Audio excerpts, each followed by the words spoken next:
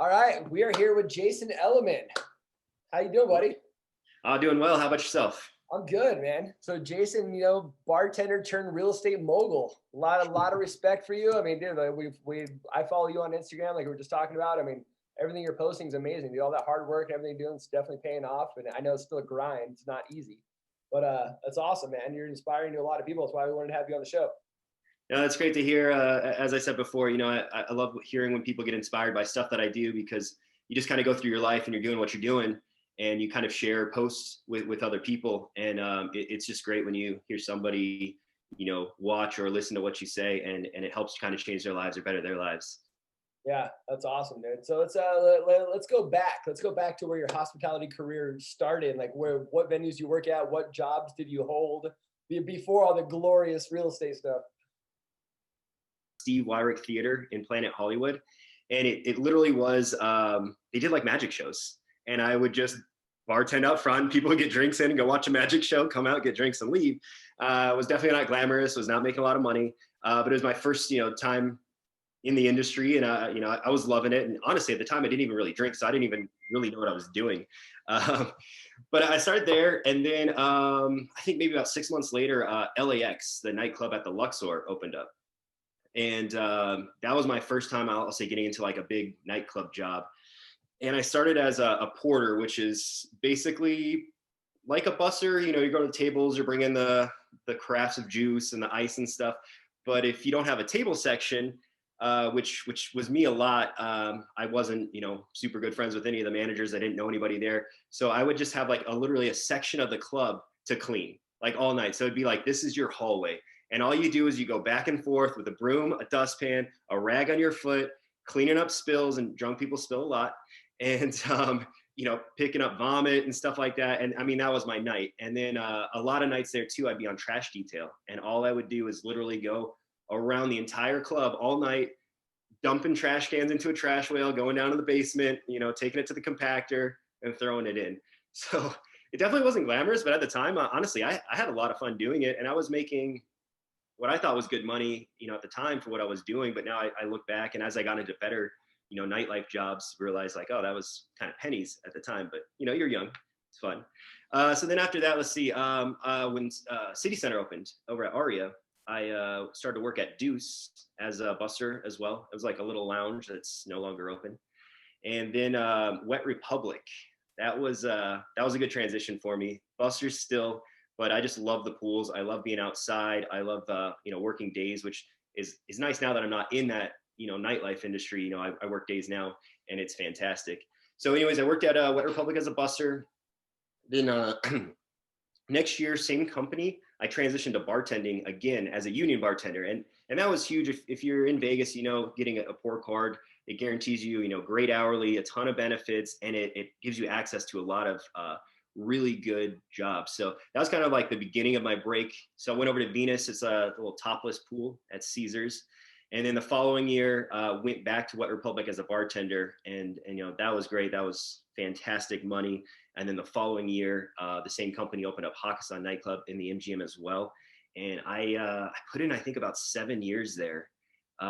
Technically, I'm still employed there because I basically had hundreds of hours of vacation hours that I had saved up. And I pretty much decided I wasn't going to do, the bartending thing anymore, but I was going to drag on my paid vacation and benefits. And I was doing that. And then COVID hit, and I still have vacation time. So I'm just kind of waiting for them to open back up and use some vacation time and, finish that out. But I'm definitely done in the industry. That's hilarious, dude. That's awesome. That's amazing. So they're going to open up. You still have a bunch of vacation hours you got to use up. Yeah, literally, like they're going to open. I'm like, cool. I'm going to request this month off and paid vacation, and then I'm going to put my 2 weeks in. That's awesome. I'm sure if they've been following you at all, they kind of have an idea. But, yeah. If they even open again, I mean, shoot, we don't even know what's going on. There's a lot of rumors flying around of what's going on. I heard, Tao might buy them. I've heard, a lot of things. Who knows? Who knows what's going to happen? Yep. Do you miss working in the industry? I don't at all. That's a question a lot of people ask me, and no, I just really don't. I thought, if you would have asked me maybe like 3 or 4 years ago, like, people would always ask, well, how long do you think you can do this for? How long are you going to work in nightclubs? And honestly, I was like, forever. Like, why would I quit? Like, it's so much fun. It's stress free. It's like 3 4 days a week, only 30 hours or so a week. There's beautiful women around. There's fun people. Like, why would you stop this? And I truly thought, like, I'll just do this forever. And I don't know what happened, honestly. It just like a switch went off one day, and I just did not enjoy it anymore. And I still stuck it out for, well, I don't know, maybe 6 months, just because it is such great money. But yeah, I do not miss it, and I'm glad it's over, and I'm glad I did it. One thing I can take away from the industry is it really helped kind of launch me to where I'm at today because of the money, really. The amount of money that you can make there and save, and it takes money to make money, and the clubs, the nightclub industry gave that to me. That's awesome. Yeah, it's crazy. Like we all like love and enjoy it. I mean, working nightlife and like you said, the money, the girls, the action, all the stuff. It's so exciting. But then eventually, that you do get that switch. You're like, Yeah, it just stops being fun. It stops being enjoyable. It stops like no amount of money can make me get behind the bar again at all. yeah. I would say amount of money could get me back there, but I mean, I'm being, everyone's got a price, but right. But no, I agree. It's honestly like it's kind of game of musical chairs, and the music just stopped, and I didn't want to sit down in a chair anymore. I just left. yeah, and it's unfortunate because a lot of people, and as you know, we have a lot of friends that are still doing it. They just, especially when COVID hit, they don't know what else to do. They've been bartending for so long, or cocktailing, or managing, or whatever they're doing, and they don't know what else to do. And so what we're trying to help people is let them know that like the skills that they picked up, like bartending, like your work ethic, being able to talk to anybody, build relationships, all that stuff, you can carry that on later in life into the next thing you're doing. It's not that you don't have skills like, oh, I've only been a bartender for X amount of years. I'm like, you've been a bartender, but you probably have a huge network full of people. You can pick up a conversation out of thin air because you've been doing it forever. People come to your bar. You have a great work ethic because when you're slammed, you know how to get out of the weeds and stuff. So people are picking up these skills and they just don't realize it. They can help them later in life. Yeah, I agree. And I think honestly, it's what you just said, the connection or the network that you have. A lot of these people, they know hundreds of people in this town. And I've seen a lot of people transition into real estate, and they're doing really well, a lot better than you would think a first year or second year agent would do. Some of them are making six figures just because they know so many people. Another thing too, if anyone was hosting, they had access to a lot of people that had a lot of money. People coming in spending 5, 10, 20, $50,000 a night for a table. They obviously have a lot of extra money that they can invest or to throw around. And I've seen a lot of people kind of capitalize on that. There was actually just the one agent just sold that $11 million house. He used to be a host at Hakkasan. And I mean, the commission on that, if you do the math, is probably around $250,000. I don't know if that's what he got, but I'm assuming. And that's just insane. And that just straight came from working in a nightclub, which you think is probably a dead end type of job, and instead it gets you a $250,000 commission. Like, that's absolutely insane. Yeah, it's crazy. And that's what a lot of people don't realize. Like I used to get that question asked a lot, like, what do? You just bartend? And like people they look down at you for being a bartender. I'm like, yeah, I just bartend, but I work 3 days a week. I make $100,000 a year and I love my life. What else do you want? I used to get that as well. And sometimes people would playfully ask it like, well, what do you do besides this? Like, you don't just bartend, right?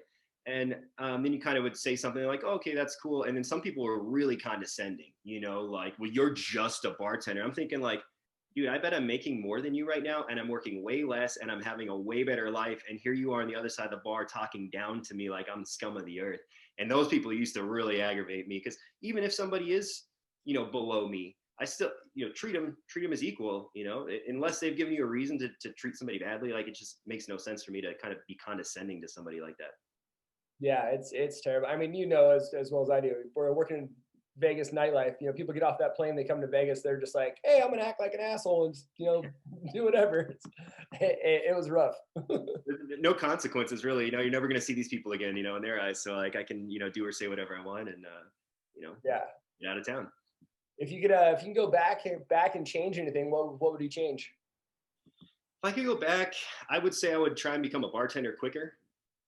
Just because I felt that that's where the money was, becoming a union bartender and getting into that scene sooner. I think the biggest thing, not that I would go back and change, but I was always a big saver. And I think a lot of people, if they could go back in time, they would need to be smarter with their money, because I saw a ton of people making six figures a year, and they're just spending it, easy come, easy go. And then, when a time like now comes, when it's over or it's definitely paused, they don't have anything. They don't have any investments. They don't have any money saved. They haven't been maybe learning other skills. And it's really a shame, because if you're making 6 figures a year, which a lot of these people are, in Vegas, it's a very low cost city. It's not like California. There's people in California that make maybe $50,000 a year. They have 2 or 3 kids and they still survive. If you're out here and you're single, or you just have a husband or wife or even 1 kid, and you're making $100,000 a year, in my opinion, you should be saving probably at least $50,000 a year. And if you've been in a club, for 5 years, that's a lot of money. That's, $250,000 you should have saved. And with $250,000, that gives you a lot of things that you can do with that, a lot of investments that you can do that are even passive, just putting in the stock market and put that money, to work for you. Or start a business. You could buy a house cash, and then you hardly have any living expenses. But I just seen a lot of people that unfortunately they didn't do that. They didn't save their money, and I think that's kind of the biggest mistake I see in this industry. Yeah, and this comes up in every interview that I do. Everyone that we talk to says the same thing. Like, I wish I was better with my money. Every single person says that. I wish I was better with my money. I mean, I'm guilty of it too. I was blowing money like crazy. I mean, the old joke was, I guess I work for free tonight. You make $500, you get off, you go out, you gamble, you do whatever, you go home with no money. Like, yeah, I work for free. It didn't matter. Make it again tomorrow. Who cares?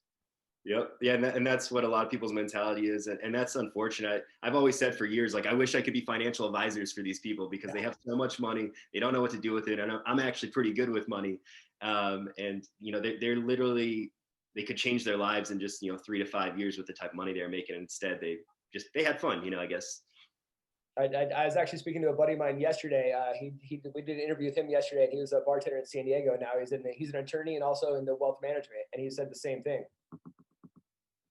Yep. He's like, instead of that 1 round of shots, that $200 1 round of shots, if you just put that into a Roth or something later, you'd be great. Just don't buy that 1 round of shots or that 1 bottle. Like, you're buying bottle service for people you're never going to talk to who don't care about it. Don't buy that 1 bottle. Like, so just something. Everyone's like, oh, I don't have the money. You had the money, you just chose to blow it on shots instead of, investing in your future. Yep, 100%. But when you're in that mind, you're like, who cares? I'm gonna make it again tomorrow. So it's just that mentality that we've all had. That's everyone that I've talked to's biggest regret. I wish I was better with my money. I think it's like you said, people think, oh, I'll just make that money tomorrow, no big deal. And then it's also the people that are spending the most money, people think are the most successful. Like, oh, look at this guy spending all this money. When a lot of times, unfortunately, the people that are spending the most money are actually the least successful and have the least amount in the several years. And it's the person who's in the corner, sipping on that 1 drink, nursing it, that, is saving their money and going to do something with it. And the tables turn, I think, in those situations a lot. Yeah, there's too many people spending money trying to act rich instead of get rich. Yep. It's sad. What was that first point that you realized? You said like the switch went off in you, but what was that first point like you knew like, okay, this is it, I gotta go? And how long was that time frame until you were able to walk in and resign? I think about that often, like, when did that switch go off? And I can't remember a particular incident or a time or anything. I just remember it kind of happening and me thinking, maybe I'm just in a funk for a couple days, and then it never went away.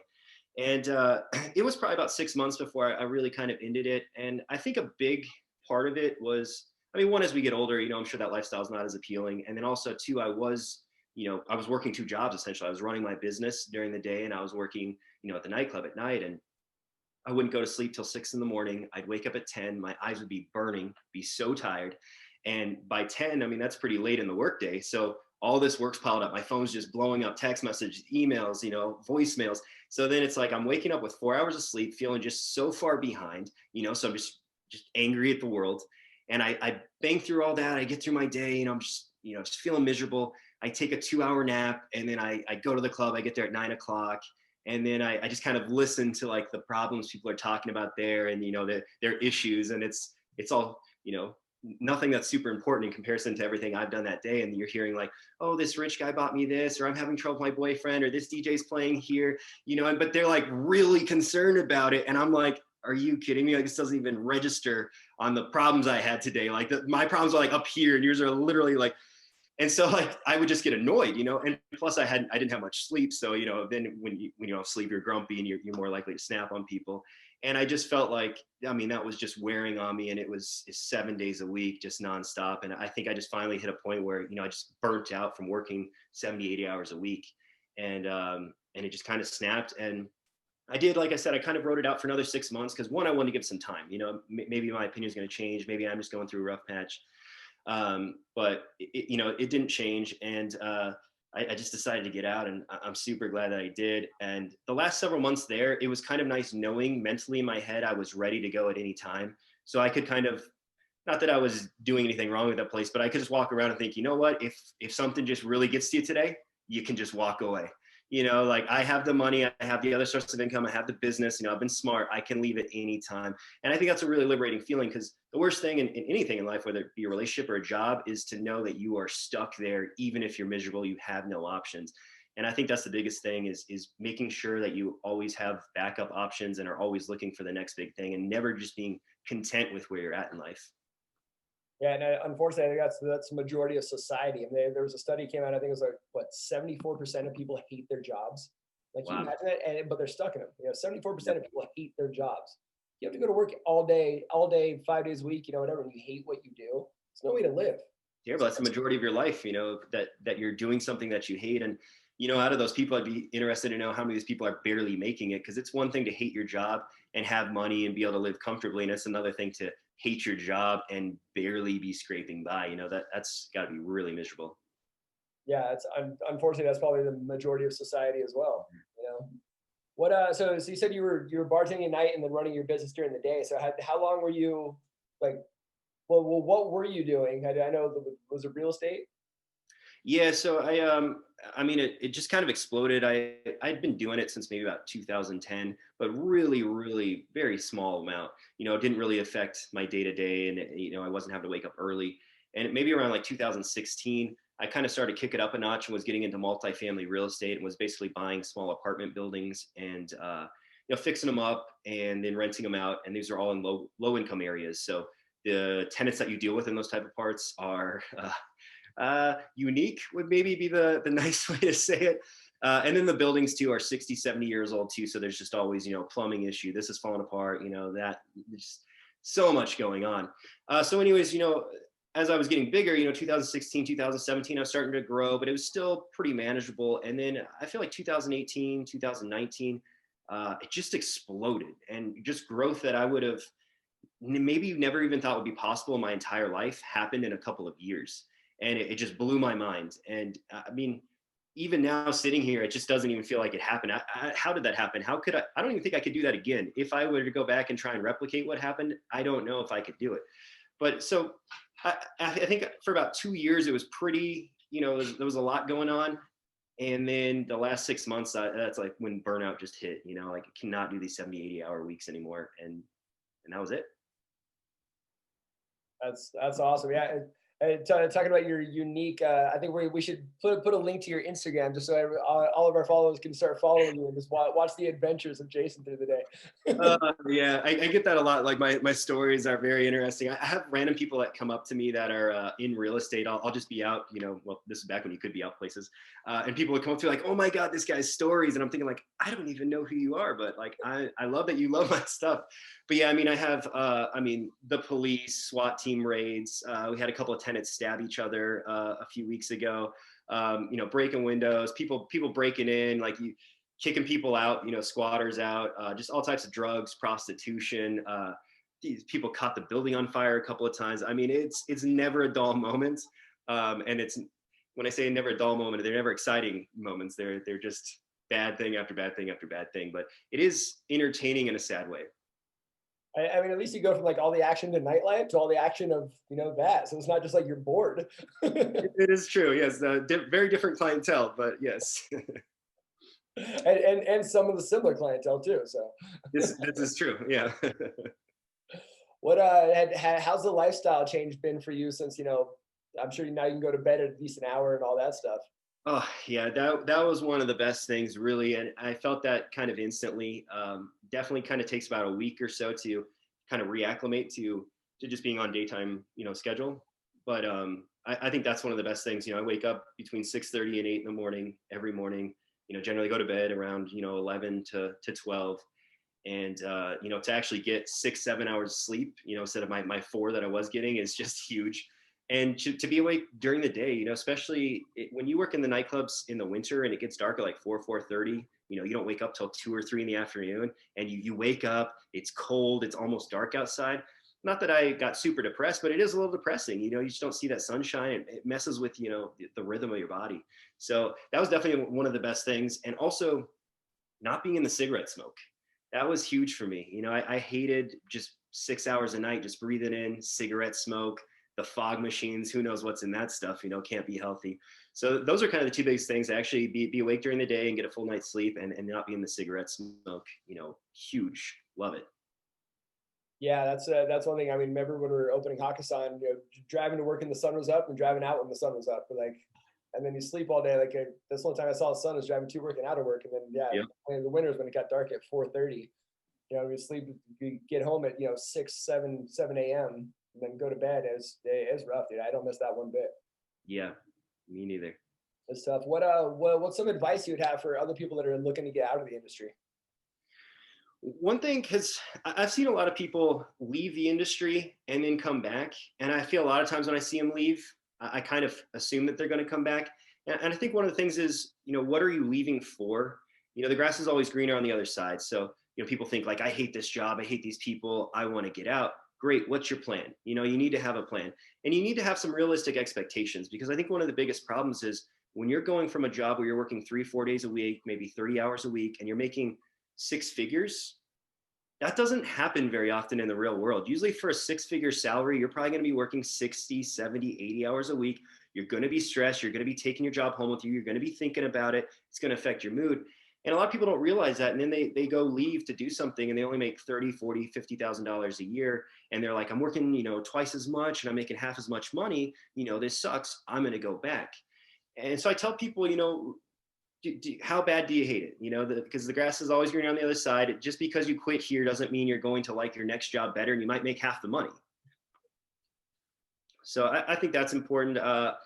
Another thing too is, like you said, kind of work your network, and maybe start doing something else while you're still working in the nightclub industry, because you can do both. Like I said, you're only working 30 hours a week. You can easily throw 20, 30, 40 hours a week into another job. And, they say don't quit your day job, essentially don't quit your night job, and keep doing both. Make sure you do love that new career before you walk away from what is a very high paying, low stress job. Yeah, that's awesome. And that's what a lot of people do. A lot of people think like, oh, I don't have the time, I don't have the energy. I'm like, you do. Everyone has the same amount of 24 hours in a day. Like you just said, you're going to bed at 6, waking up at 10, you're sleeping for 4 hours, but you're knocking your stuff out. You go home, take a nap, then you get ready. A lot of people you have to have that drive in order to change your circumstances. If you don't, I don't have the time and I have the energy. I'm like, you don't want it bad enough. You really don't. I think that's it. Yeah. Not wanting it bad enough. And I do think that kind of goes to show, like I was doing that, and it was terrible, but it was a sacrifice. And like a lot of things in life, you have to sacrifice something to get to something better. And people maybe that aren't willing to do that sacrifice of working 2 jobs at one time, then they're actually going to stay stuck in the industry longer, because it's scary to quit a high paying job and, fear of the unknown. And so if you're able to kind of do both, it takes away that fear. And I had zero fear, zero regret when I quit, because I knew I was already established in my new career, and I had been established for years. And that's one thing we want to try to explain to people. Like nightlife, it's hard to do forever. Like eventually, even though the money's great and everything, eventually it takes a toll on you. The late night hours, the cigarette smoke, the alcohol, like everything. I mean, I have so many friends in their 40s that they get off and they don't know what else to do with their lives. So instead of, and like now they're, once you get older, it's hard to do doubles and triples and, sleep for 4 hours and stuff. So it's the biggest thing we can tell you guys is the younger you are, the easier it'll be. The older you get, the harder it's going to be. So if you can live off 4 hours of sleep in your 20s, it's a lot harder to do in your 40s. Agreed. And I think one thing that we have that's at our disposal now that, generations prior didn't, is you can learn anything online. You can research anything. And it didn't used to be like that. If you wanted to, go be a plumber, where would you learn? You can literally Google, how do I do plumbing? You know, you want to be a real estate agent. How do I sell real estate? And you can start doing this so you don't even have to alter your life. You know, we all have easily an hour, 2 hours a day where you can kind of spend to research and learning new trades essentially. And it just comes down to wanting it bad enough, as you had said earlier. Yeah, the today's day and age, the information is right at your fingertips. I mean, I literally taught myself an entire new industry. I had no idea. I mean, I wasn't a computer savvy guy. Now I own a digital marketing company. You know, I mean, I literally learned it all from the computer. I Yeah, that's buckled great. down and sat and watched YouTube videos. I took courses. I read books. I did everything, and you know, now I own a successful digital marketing company. I have a friend that he was actually a bartender as well at Hakkasan, and he started selling stuff online on Amazon.